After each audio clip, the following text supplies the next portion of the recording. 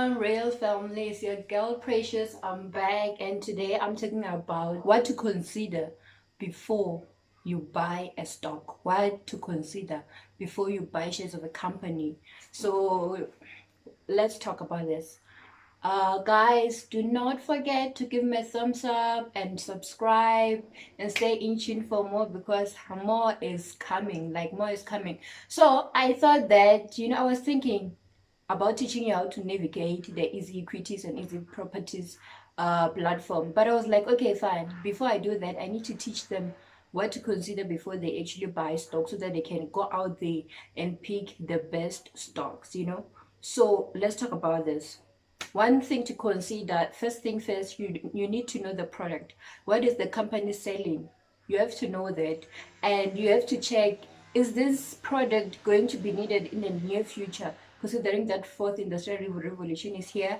And you also need to consider that, is the product something that is used daily? Do people need their product? Those kind of things. So you actually need to go there and research about a company. Research is important in investing. You have to do your research, you have to do your groundwork, you have to understand the company inside out. You cannot invest in something that you do not understand. So understand the product they sell and understand everything around the company. Secondly, you need to consider the sustainability of the company. What sustainability actually means is that, will they be able to continue operating? You have to check that. And most companies have sustainability reports where they talk about their succession planning, their sustainability, and all those kind of things. You have to consider them. You actually have like to get the company close to your heart and love it and actually fall in love with it while you read what it does, because there are a lot of things that happen behind closed doors. It's not only about the product. There are a lot of things that the company do. So you actually need to go down there and actually understand how they plan to be sustainable, how they protect the environment, because guys, protecting the environment is actually one of a great deal. You have to check, you have to find like loopholes everywhere, like check if this company is a great company to invest in. Another thing, you have to check the company's competitive advantage. What I mean about this is that, let's say, for example, in the online shopping industry, there's Super Ballistic, there's Takealot, there's wara. So when you compare Super Ballistic and Takealot, Super Ballistic is many clothes. Takealot has a lot of stuff, like they have a wide range of stuff, so they have a competitive advantage. So a customer can buy different stuff from them at once, which means number one, they save like the cost, transporting costs and all that, courier fees and whatever. So they have a competitive advantage. You might find that they have a competitive advantage over Super Palace. You have to sit down and compare. Okay, let's say when we compare Coca-Cola and Mofire, Mofire is like, it's new. Coca-Cola has been there, they understand, they've been there for a long time. And I'm sure Mofire is coming, but as for now, Coca-Cola has a competitive advantage over what? Over Mofire. It might change in the next few years, but right now Coca-Cola has a competitive advantage because it's a brand that has long been there. People are used to it, they understand it, they're used to it, and people are people of habits. Changing to will be a little bit hard, but some people will change, and you might find that in the next coming years, Mofire like has more competitive advantage. I'm talking about products. So even companies, you actually have to look them in the gray. Is this company like, is does it have like a more chance to actually be bought than the other one? And then another thing, guys, we're going to numbers. Number one, profitability. Is this company profitable? Are they making profit?